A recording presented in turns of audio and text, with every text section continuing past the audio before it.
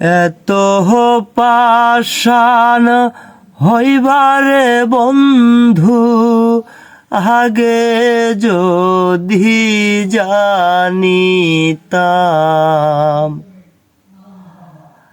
এত পাষাণ হইবারে বন্ধু আগে যদি জানিতাম,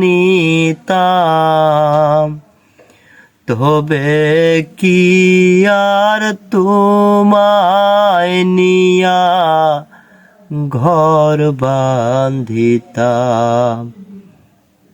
কি কারণে ভাঙ্গা দিলা আমার সুন্দর সুখের ঘর।